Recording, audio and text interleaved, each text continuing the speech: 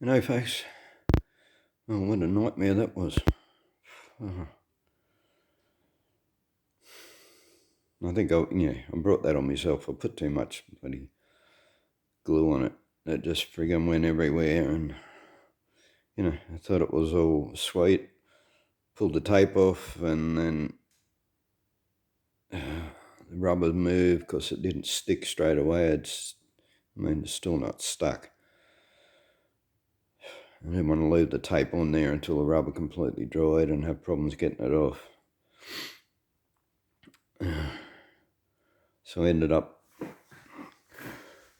and of course, once the rubber had moved and I'd pulled the tape off, I didn't know where the rubber needed to be. And so I ended up having to tape up all the way along here. And the previous tape I had on there was electrical tape. It's pulled a bit of paint off. It's no drama. Fix that up with the airbrush. But anyway, I've had to tape up all the way along there, then keep it in place and then close it. And wiping it, paper towel, metho, and you get it on your hands. You've got to wash your hands. I wash my hands probably half a dozen times with metho. And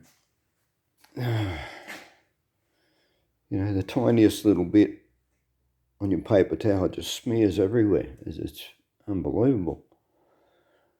End up learning that, just keep going in the one direction.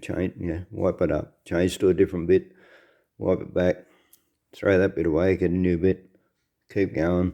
And, that's how I eventually got it. But I'm going to have to go along and trim those bits of tape off now because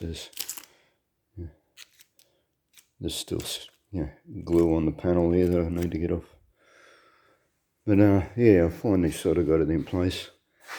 Bit untidy along here. There's a few little bits I'm going to have to go over again, clean back a bit further. And of course there's a bit of a stain on it too, so, but that's not an issue. That'll come off when I buff it anyway. So probably just wash it off actually. But anyway, learned a bit from that. And go, use far less glue when I put the front on. Not that I'm ready to do the front anyway. I got a problem up here, so I'm probably going to have to cut the underside of that and bring it down a bit lower. I was working all right till I put the rubber on, and even though I tested it with rubber across the top, the rubber didn't go all the way down. So as soon as I put the rubber all the way around, it didn't fit properly. But anyway, we'll get to that. An adhesive strip would have been way better. Just go and buy another adhesive strip, and by the time you buy that and a quality one, it'd have been, probably would have turned out more expensive than just buying the more expensive rubber to begin with. So learn a lesson from that. Should have just gone and bought the proper rubber, not buying cheap shit from Bunnings. Anyway, keep it short. It's on there now, and I don't know how long it takes to dry, but I'm not going to open that for a few days now. It is reasonably clean on the inside of the rubber. I did that before I closed it down. So, Alright, thanks for watching. Bye.